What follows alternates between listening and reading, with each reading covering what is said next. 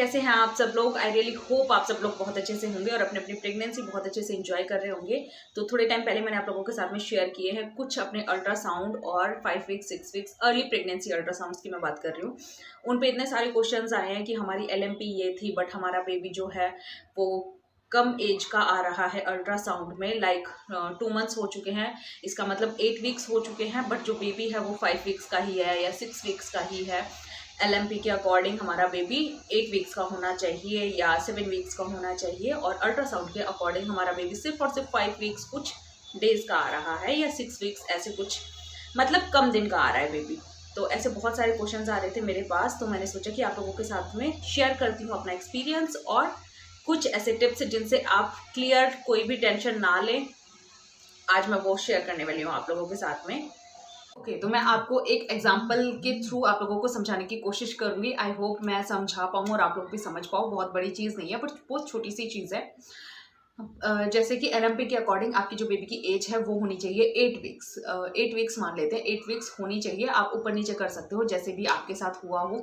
7 weeks हो सकता है, 6 वीक्स भी हो सकता है। 6 वीक्स में बहुत ही अर्ली प्रेगनेंसी होती है। जो भी हम 5 वीक्स और 6 वीक्स के बीच में अल्ट्रासाउंड होते हैं वो बहुत ही अर्ली प्रेगनेंसी अल्ट्रासाउंड होते हैं। तो मान लीजिए LMP के अकॉर्डिंग आपकी बेबी की जो एज है वो होनी चाहिए 8 वीक्स। ओके, LMP के अकॉर्डिंग। बट जो अल्ट्रासाउंड हुआ है आपका अर्ली प्रेगनेंसी अल्ट्रासाउंड हो सकता है आपका सेकेंड अल्ट्रासाउंड हुआ हो, क्योंकि जब भी हार्ट बीट नहीं आती है तो रिपीटेड आफ्टर 15 डेज और 20 डेज और 10 डेज इस तरीके से होता है। तो हो सकता है कि आपके 10-15 दिन बाद दोबारा अल्ट्रासाउंड हुआ हो और उसमें आपकी बेबी की जो एज है वो आई हो सिर्फ और सिर्फ 6 वीक्स। आप ध्यान दीजिएगा।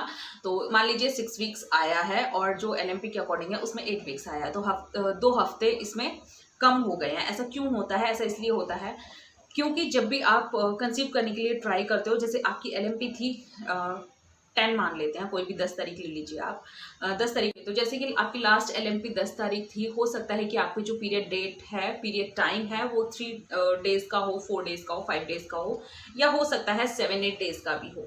तो यहाँ पे हम मान लेते हैं अप्रॉक्स आपके 7 डेज पीरियड टाइम में निकल जाते हैं।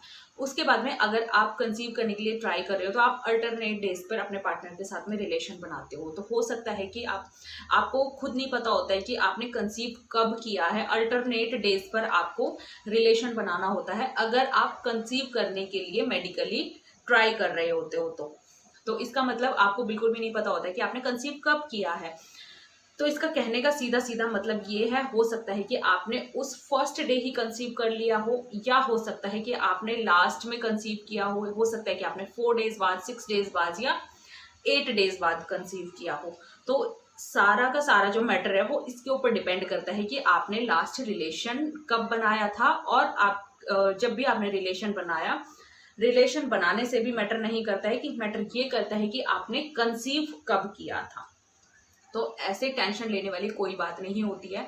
अगर आपकी LMP और अल्ट्रासाउंड की जो बेबी की एज है वो मैच नहीं करती है, ऐसा बिल्कुल नहीं होता है कि हमेशा मैच करे, बिल्कुल भी नहीं मैच करती है, क्योंकि जो स्टार्टिंग के 7 डेज होते हैं वो तो हमारे वैसे ही निकल जाते हैं, और पीरियड टाइम में ही जो बाकी डेज होते हैं उसमें भी हमें खुद नहीं पता होता है कि हमने कंसीव कब किया है। तो आपको हमेशा अल्ट्रासाउंड के अकॉर्डिंग चलना चाहिए, ना कि आपकी LMP के अकॉर्डिंग। LMP सिर्फ और सिर्फ आपकी डेट फिक्स हो जाती है कि यहाँ पे आपकी लास्ट जो पीरियड डेट थी वो थी।